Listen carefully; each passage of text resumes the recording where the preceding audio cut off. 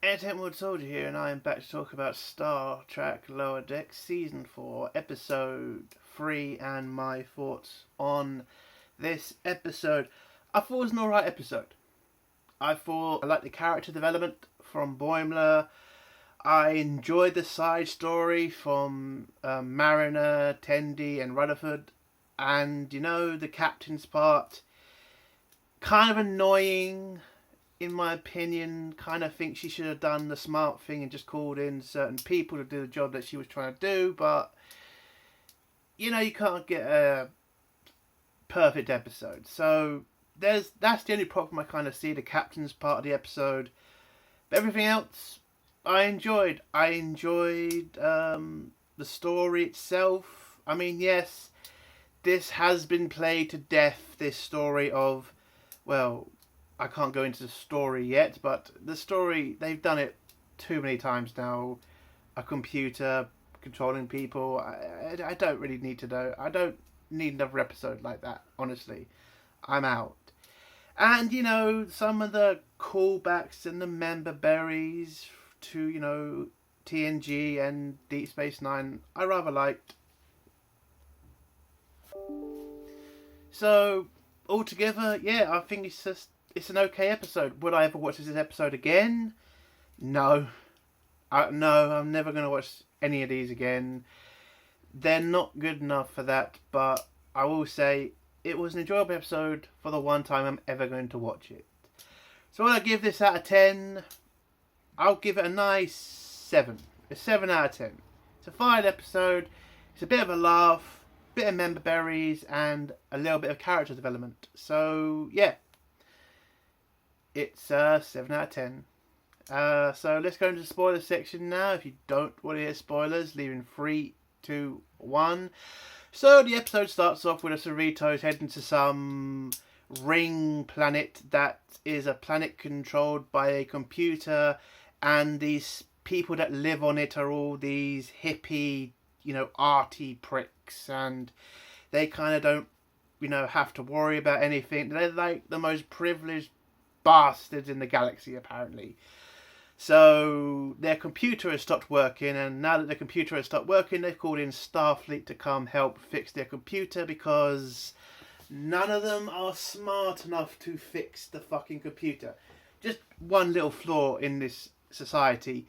Your most important, a piece of equipment, the thing that is literally keeping you alive, and none of you fucking morons go, take a fucking test or go do some training in engineering. I mean, Starfleet. You are in contact with them. How about you send, 100 of your people to train to be technicians? I get you want to be artists and you want to do this whole Instagram life shit, because that was basically what these people were. Instagram people. But maybe some of you could have given that up to keep your people alive. I mean, what the fuck? Personally, if I was in charge of the Cerritos, I might have just blown that fucking planet up. I'm just saying, fucking hell, those people. And I am just going to say the whole computer, people being controlled by it, one computer bullshit. I am kind of getting sick of that story now. I've seen it so many times. I really can't be arsed. Star Trek has done it a number of times. It was in Halo at one point. The terrible Halos, not the 3 amazing ones. But yes, can we please stop doing one planet controlled computer stories? I can't. I honestly, stop it. Every sci-fi does this. It's annoying.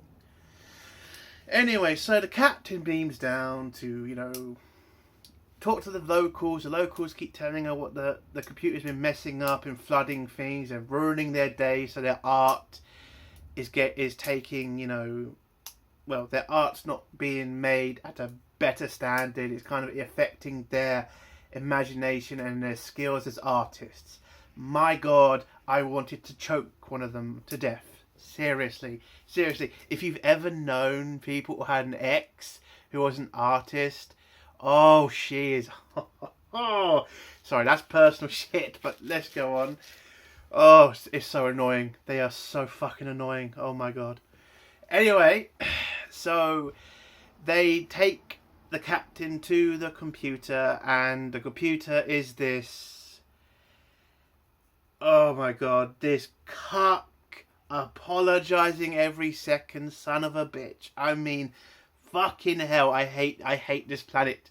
Listen, it's a fun episode, but honest to God, these people should be dead. These people should not exist. They should be dead.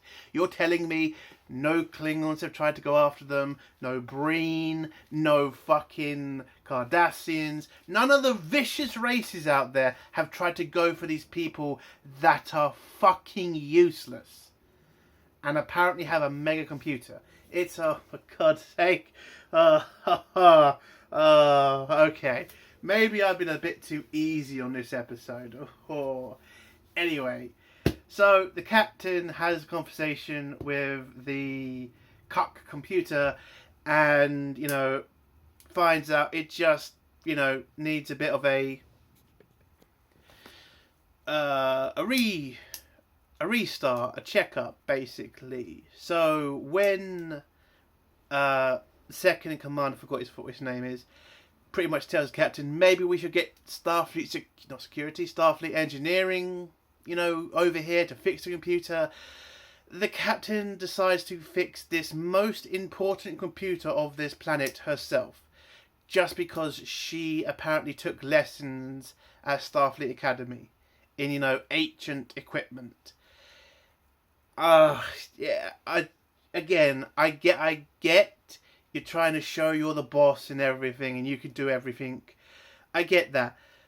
This is a very important machine that if you fuck up is going to might kill a lot of people. Now I'm rooting for you to kill a lot of people, but if it's Starfleet, I don't think they want you to do that. So maybe you should get the people, like the really smart engineers that you have on the Cerritos, to come down there and fix the fucking thing, not do a stupid, you know, insecure moment, which is what this was. It's just really weird. Like, she's never like this to Captain. She doesn't need to, you know, act like this. I thought it was really weird for her character. But anyway, whilst she's trying to fix the computer and pretty much starts fucking up straight away, we see that Boimler has been given his first lead mission, an away mission. So he's in charge. He's also got that Vulcan woman from last week's episode with him. Now he's, you know, kind of panicking because now he's in charge, and, you know, if anything goes wrong, he's the one who's going to get the blame. And when when the Vulcan woman pretty much tells him, yeah, the bombs that we are taking out of the reactor, I think that's what it was, yeah, it could kill one of the ensigns you have working on it. So Boimler kind of panics because, again, this is his first mission in charge. He doesn't want to risk anybody's lives because, you know, he's a human being and, you know, they're his friends. So he starts to panic that they might fuck up and starts doing all the work himself. Now, I know some people are going to say, what do you mean by character development? Isn't this just Boimler being his regular self? I kind of think that's more Mariner letting him do the jobs himself. I don't think you could say this is the same thing. Listen, Boimler is genuinely worried about somebody getting hurt. He's in charge and he wants to make sure all of his crewmen come home safe. I think that's very respectable. It shows that he's not an idiot officer. It shows that he's, you know, he wants to, you know, make sure everybody comes home safe, which is I like. So Boimler does most of the work himself. The ensigns kind of have to remind him they're supposed to be helping him because it could go a lot faster, and, you know, he's supposed to be leading the mission, not doing the whole fucking thing. And the Vulcan woman also reminds him that, yes, you're supposed to be, you know, in charge, not, you know, doing all the work yourself. Back on the Cerritos, you get Tendi, Mariner, and Rutherford. They get sent on a task by some engineer, some security officer, I don't know what his name is. They have to check all the isolinear chips.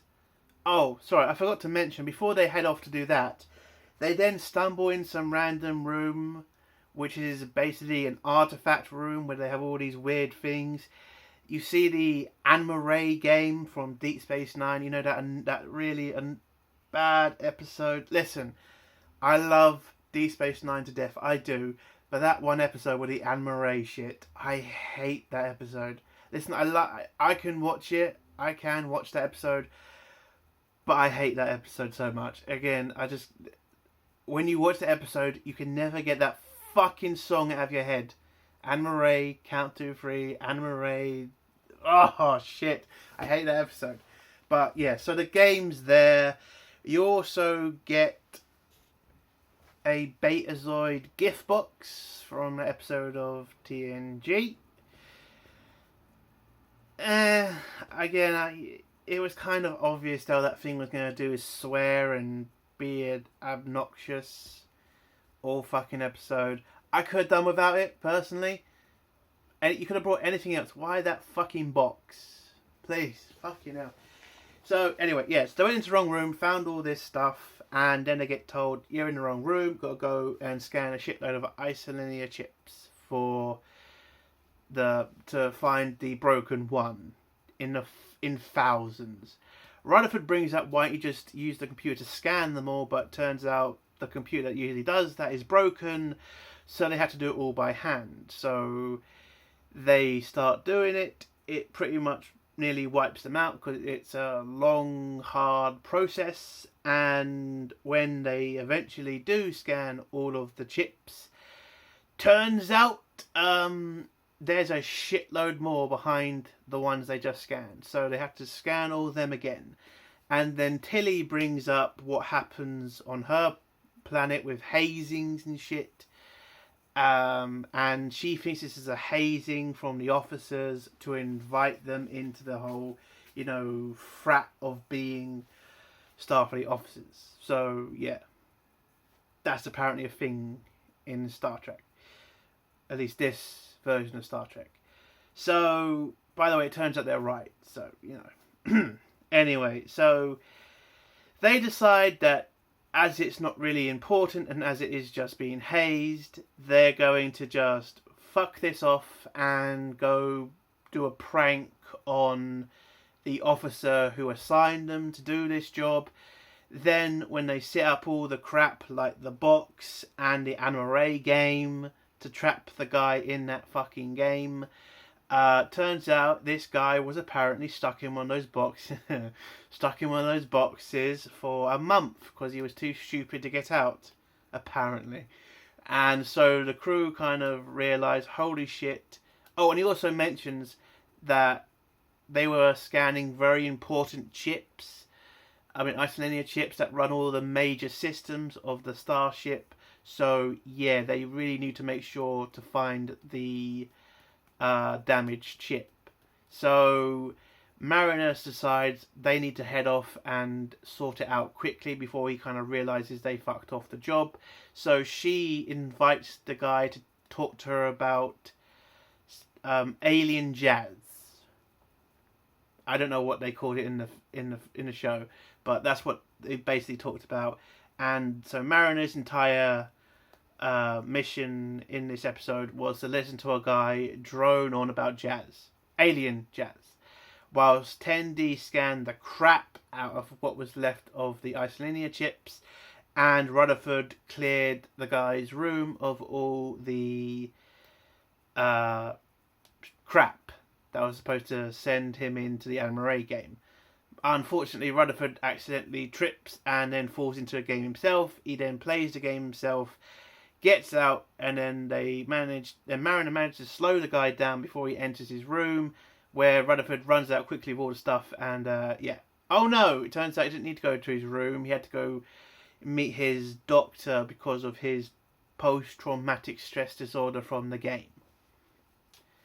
But yeah, so long story short, they scanned all the chips. They found the bad chip. They fixed the problem, and their end of the episode is basically, yeah, they're fine, and they're now part of the officer crew. Oh, we then find out at the end that it was definitely a hazing from the upper officers. Okay, back on the planet, the captain is still screwing up with the computer because she doesn't know what the fuck she's doing. She calls in the engineering head of engineering. Why don't just do that at the start? Then none of this would be happening because apparently she pressed a button, restarted the computer, and it turns out before this computer was set up, it was some deranged, crazy thing. And so it starts turning the planet into like molten lava and shit, and tries to release poison to kill the life on the planet. I mean, kind of insane, but okay, I can kind of live with that. So she's kind of majorly fucked up, and so now she decides to call in engineering. So the engineer comes in and pretty much says basically the same thing. This isn't an evil computer overlord, is it? We shouldn't try to fix that. And she says no. So they try to fix. So head engineering tries to fix the computer, but the captain then tells tells Boimler, who's been unhooking all of these bombs from the computer, that they need to be reattached because they need those things to power the generator to the computer so they can restart the computer and put it back to normal. So Boimler, who's just unhooked every single one of them on his own because he was so scared of his away team getting killed, now realizes he has to put all of them back. But he still doesn't trust his away team, or he still doesn't want to put them at risk. So he tries to grab them all and do it all on his own again. But it pretty much, the planet around him is blowing up, so he nearly dies, and the Vulcan woman comes over and tells him, listen, you need to fucking, stop being an idiot and involve your away team, or they're going to die and you're going to die. But Boimler then brings up the fact he doesn't want any of them to die. He doesn't want to be the person to order someone to their death. But she says that's what comes with command. And then he reminds her that, a week ago I was the same rank as them. How can I expect them to, take orders from me? And then she brings up, you were given this command. You were given the chance by the captain. You were given the promotion by the captain. She trusts you. They trust her, so they're going to trust you. So Boimler kind of realizes that he needs their help. He needs to do the right thing by them and get them involved. And then Boimler runs off to them and says, I need your help. And I can now put your lives at risk because the Vulcan woman told me I can. I kind of thought that was a funny bit, I have to admit. And she kind of says, I wouldn't have worded it that way myself. But who cares? So they all get the bombs together. I know there's a different name for them. It's just easier to call them bombs. They all get the bombs. They hook them back up. The computer is then reactivated by Boimler. But then the generator room blows up. But fortunately, before it blew up, the captain has managed to reset the computer and save this planet's control system. So Boimler then wakes up on a chair talking to a crazy koala. Then wakes up, turns out he died. So this is his first death experience. As a Starfleet officer. Because the second in command says, woohoo, you never forget your first death. Apparently he's died before too. I mean, I get what they're saying. A lot of people have died. Spock died and then came back. I get it. I don't think it's that funny, but I get it. But yeah, so Boimler, he's all right, and he grew a lot in this episode. So yeah, everything's fine now. Computer's up. The species is saved, and the episode ends with basically the same place as always, in the bar with the crew saying well done to themselves, and that's it. I thought it was an alright episode. I still think it's a 7 out of 10. I enjoyed parts of it. I enjoyed, the member berries, and yeah, character growth from Boimler, I think was great. And that's my review. If you like the review, give it a like. If you dislike the review, give it a dislike. And if you like my content, do think about subscribing. Entertainment Soldier. Bye.